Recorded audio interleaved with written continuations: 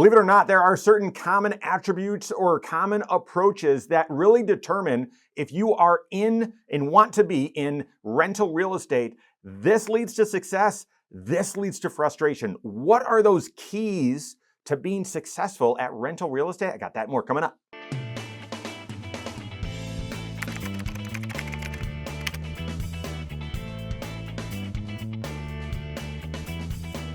Early in my career, this is 20 some years ago, I just had so many people reaching out for financial advice, and they wanted to have some rental real estate, or back then they wanted to flip houses. This is, this is like tech bubble, and right after the tech bubble, of course, leading right up to the great financial crisis and the real estate crisis. But it's still, the questions continued after that. But I got a lot of them early in my career. And what was interesting is sometimes people would come to me and they've got properties already, and I could see this is working. This is really working for them. And guys, rental real estate, when it works, it's the best investment out there, and better than the stock market. Yeah, better than a lot of things. But then I would see some people that would come to me, and again, they had the same gusto, the same enthusiasm, and it wasn't working for them. And so I sort of took a step back. Kevin Korhorn and Josh Gregory and those of us that were financial planners here on the KFG team at that time sort of took a step back and said, wait a second, what's the difference between these folks? Did they buy the wrong houses? Did they, what separated those that were doing it successfully and those that weren't? And out of that, we were able to see some very, very clear similarities. And so much so that I've defined these as the 4 laws of rental real estate, not opinions or do this and it's going to increase your success. Yeah, it certainly will. But like essential truths, like the laws of rental real estate. Yes, you can defy one of these in the short term, but you've got to shore it up over the long term. Otherwise, your real estate venture is not going to be successful. I just so happened to run into an old friend of mine. He's currently working with another advisor on our team. We've got a team full of advisors. The firm looks very different today than it did 20 some years ago, but just ran into him and his wife, and we were just chatting in the hallway, and we'd recently done a Wise Money show where we were actually talking about this, because more and more people right now, even though the housing market is stretched, affordability is stretched, more and more people right now are saying, you know what? Rents are high. We need to move this house. We no longer fit in this house. We're going to buy a new one. But you know what? I think we're going to use some of the equity we have to buy the new house. And then we're going to rent this one out and get some rental income. And so we just did a full talk show that also airs on this channel on Saturday mornings. Did a full talk show where we answered questions and talked about that. And this individual, he listened to it, and his wife said, oh, it's so true. It's so true. And they were one of the examples of hey, real estate's really working. They have, at the time, 30 different properties, a couple of those being apartment complexes, and it was really working. And this wasn't, a real estate mogul. These are just, regular folks, great folks. And it was really working for them. And they were one of the examples of how's it working for them? What do they have that maybe those that aren't having as much success don't? And in that conversation, we talked about the 4 laws of rental real estate, but we also talked about the one that separates so many people, the one that many people don't expect to be one of the laws that is so, so true. Before getting to that, okay, the 4 laws, I'll just start and I'll get to this. It's the one that I list last anyways, but this is the one, that's the one that shocks so many people. First, if you're going to be successful at rental real estate, if you're going to get into it, you got to have cash. You got to have cash, because you just don't know when you're going to need a repair. You don't know when the roof is going to need to be replaced or the furnace is going to go out. You don't know in between tenants how long it's going to take. You don't know if codes change. You don't know if property taxes change. So you're going to need some cash. Now, how much cash? Typically, we've talked to people, okay, well, in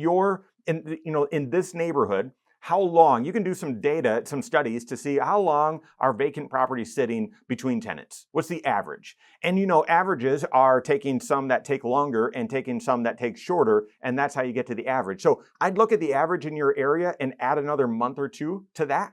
And I would see what that number is. And then I would also take a look, well, how old's the roof? How old's the furnace? Those sorts of things. And I would get to a number and basically an emergency fund for that property. And the question that we get sometimes is, well, how much cash do I need? Is that an emergency fund for each property? No, but I would definitely, you're going to need one to start, and then if you add more properties, that might expand it, but maybe not double it, right? So you've got to have some cash. And the other reason why you need some cash is we've seen people, especially in the home flipping days, where and this was made popular in the Big Short movie and that reality that a lot of us lived through, where no money down. Well, you had no margin. And therefore, if you don't have margin, that increases the risk.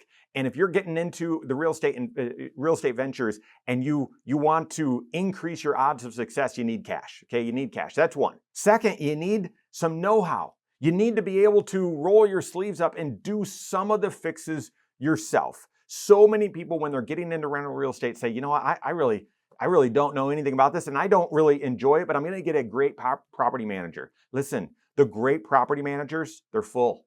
Because they're great, right? They've already got a full portfolio. It's going to be hard for you to get a hold of them and have them say, yeah, I'll take you on. And then the other thing, they're probably going to charge more. And if every time you say, well, we've got to replace the light bulb, right? Obviously a joke, but we've got to make this change. If every single time you've got to pay someone, it's going to deteriorate your margin and deteriorate how successful that real estate venture is. Now, getting new floors or making an enormous change, yeah, you're going to need to delegate that. But if it's a quick plumbing issue or electrical issue, if you don't know how to do that, again, you're going to outsource all of that, and that's going to erode your margins. So having some know-how. The other thing is, if you do find a property manager or you do have that golden Rolodex of people to call, you want to know, like they're going to say, hey, the real fix is this, but we could probably get it done at this. You're going to want to have that discernment to say, no, this is the time where we need to go here. Or, you know what, we could actually go with this. That's going to meet our needs, right? So you've got to have some know-how. That's second. Third, you got to have time. You got to have time. So many people think that investment real estate, that's passive income. If you've ever tried it, you would be laughing as well. It's not passive. Oh my goodness, you're on vacation and you're getting a phone call in the middle of the night because there's a water leak or something like that. You've got to worry about that, and so it's going to take time. I often recommend when you're just getting started, if you're going to get into the rental real estate game, make sure you get one that's on your route, right? Between where you live and where you work. Like on the way, so that you can go past it. You might say, well, I don't really need to. Well, have you ever managed a property that's in a different state? Trust me, you're going to put Ring cameras up there. You're going to have someone drive by because you don't know what the tenants are doing. You don't know what's happening. And you're going to want to have that kind of that pop in and that check in and yep, property's okay. Or storm rolls through town. You're going to want to know, yep, everything's okay. Managing a rental, it takes time. It takes time to deal with the tenants, takes time to deal with property managers, it takes time to do the maintenance, it takes time just to ensure everything's okay. And a lot of people, if you've got the resources where you want to get into rental real estate and you don't have the time, it's going to be hard to make it a really successful venture. Now, those are 3 of the 4. And each of those could tap a lot of people out. And you need to be honest. These are laws, guys. This is what determines whether this can be a real success for you. But it's the 4th one. This is the surprising one. This is the one that we were talking about when I ran into these old friends. You've got to love confrontation. You've got to love confrontation. That is not financial, right? Each of the others, maybe time, not so much, but has a financial component. You got to love confrontation. And I'm not saying you need to be a jerk or you need to be out there looking for fights or looking for arguments. No. But the individuals that I've seen that have done really well at rental real estate, they have a high standard, a high bar for tenants. And therefore, you're going to need to say no to a lot of people. A lot of your friends' kids are just going to get started and they're looking for a place to rent. And they'll say, oh, you've got this place available. Can you rent it to them? You've got to be able to say no. If you're a people pleaser, and you just got to be honest, it's probably not the right game for you, right? Because yeah, you've got to have a high bar, a high standard for tenants, but then also you're inevitably, you're going to get, and I'm going to lump it into this, a negative category, excuses. Some of them are going to be very real, but you're going to need to know, like, hey, I know that it's Christmas and you've got a young family. You got to pay the rent. And I've had fantastic tenants that have been successful saying, well, we don't charge rent in December for that very reason. Great, right? And I'm sure you charge a little bit more every month thereafter, or like every other month, right? The 11 months of the year instead of the 12. But you've got to be aware. Like Kevin calls it the $10,000 cat, right? We don't allow pets. Yeah, but I've just had this cat and it's emotional, and I got it when my mom died, and so they're okay. Well, all right, that's fine. I'll let you exclude that. You can have the cat, and then the cat at the end of their life starts peeing everywhere, and you've got to replace all the floors, all the carpet, $10,000, which is actually more now. You need to have. I'm not going to say thick skin. I say confrontation, because you need to be able to approach and discuss things, hard topics that are real life to your tenant, and it's not emotional and it's not personal. You've just got to be able to have that skill in order to be successful at rental real estate. If you want to have a successful real estate venture, it's those 4 laws. I'm curious, if you've got experience, which of those laws would you agree with? And are there any others that would be honorable mention? Are there any others that you say, no, this is a truth as well, that needs to be part of it? If you've ever thought about getting into rental real estate and you don't meet one of those 4 laws, I would think again. Work with your certified financial planner, see if there's a way to overcome that, or see if there's an alternative investment option for you. Work with your CFP on that. If you don't have a CFP on your team, you can contact one of my team. Find us online, Korhorn.com.